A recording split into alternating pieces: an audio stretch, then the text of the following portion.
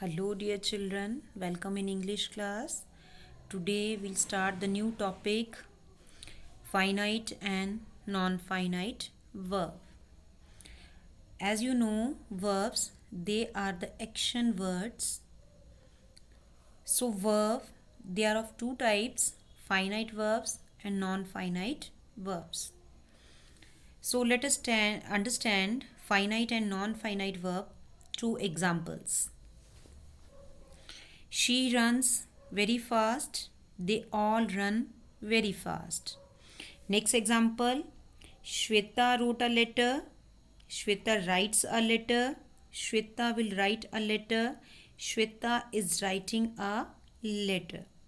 So, my dear students, here you have seen according to the tense, the verb it is changing here. Like wrote, writes, will write, and is writing. So here you have seen that the verb write changes according to the time action. Wrote, past action, writes, regular action, will write, future action, and is writing in the progressive state. So here you have seen the verb it change according to the time of action here. Now let us read one more example. Shweta writes a letter. Shweta and Radha write a letter. So in the above sentence writes and write, the verb changes according to the number of people. Here Shweta is singular and Shweta and Richa they are plural. So according to the number of people the verb changes here. Next example, I write a letter. Pronoun I is the first person. You write a letter. Pronoun you is the second person.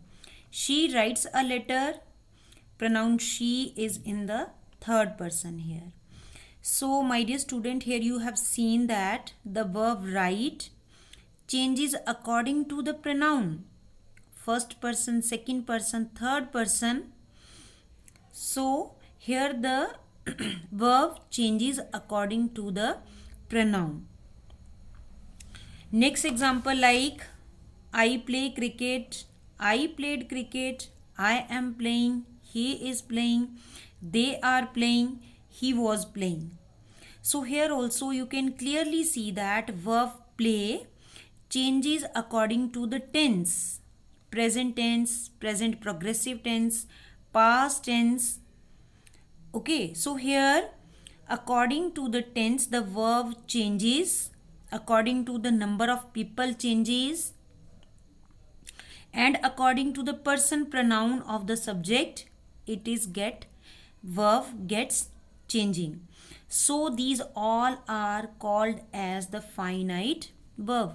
Finite verb are the verbs that changes according to the number, person, and the time of action. So such verbs that change according to the number of people, then according to the tense, that are known as the finite verbs here. Okay, so the verb which change according to the tense, number of person, and the pronoun of the subject, so the verbs they are known as the finite verbs here. So now let us see the non-finite verb. I hope you have understood what are the finite verb. So let us try to understand what are the non-finite verbs. Non-finite verb is derived from the verb but has no subject, and therefore it is not limited by the number and person of any noun or pronoun. So in case of finite verb, you have seen that the verb changes according to the number of person and according to the tense. But here in this case the non-finite verb Actually, they are also the category of the word verb, but they do not change according to the subject, that is limited by number of person. Like, she likes dancing, you like dancing, they like dancing, I like reading books, he liked reading books. So here you have seen that dancing, whether it is used with she, you, they, different number of person they are used, but dancing remains the same here. Okay, so in the above sentences, the verb dancing has not changed with the time of the action. So the verb dancing is a non-finite verb. The verb that do not change according to the time of the action or the number of person, that is known as the non-finite verbs. So let us try to understand. Non-finite verb are of three kinds: gerunds, participles and infinitives. So first of all, we'll do here infinitive. So infinitive is a non-finite verb that express an action.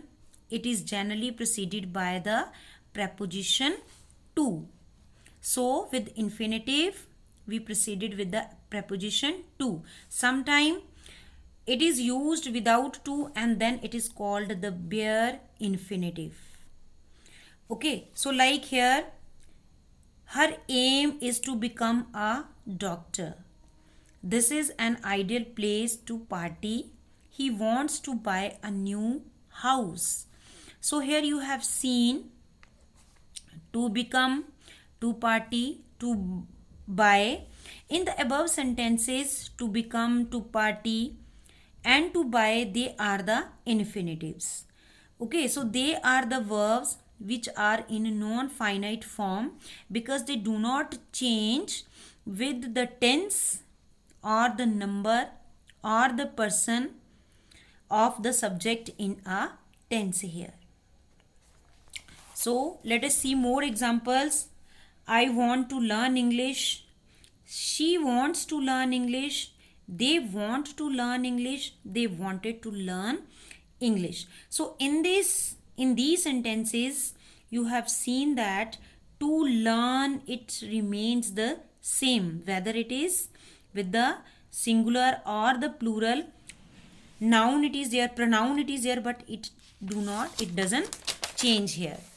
Like in the given sentences, to learn remains unchanged, though the tense, time of action or the person or the number of the subject changes here. The verb wanted is a finite verb. Like I want, she wants, they wanted, they want. So here according to the number of person, want changes, but to learn it remains the same here. So this is the non-finite this is the non-finite verb here. Okay children, so I think you might have understood what are the non-finite. Let us see here, we generally use the verb to infinitive in these verbs. So which are the verb where we use the infinitive? Agree, forget, hope, promise, decision, decide, fail, learn, plan, refuse, offer. Like I forget to make a call, she hopes to win a prize, he learns to play the game, I agree to guide you. So let us see what are the where infinitive. The word is frequently used with an infinitive when an infinitive, the word to is frequently used with an infinitive. When an infinitive is used without to, it is called the bare infinitive. Like I saw her cross the road. Here to is not used with the verb cross. The infinitive consists of only the verb. The clown made us laugh. We can help him decide the date of the function. So the verb cross, laugh, decide, bear are bare infinitives. So I hope children you have understood this. Next we will do the exercises which are given in your book.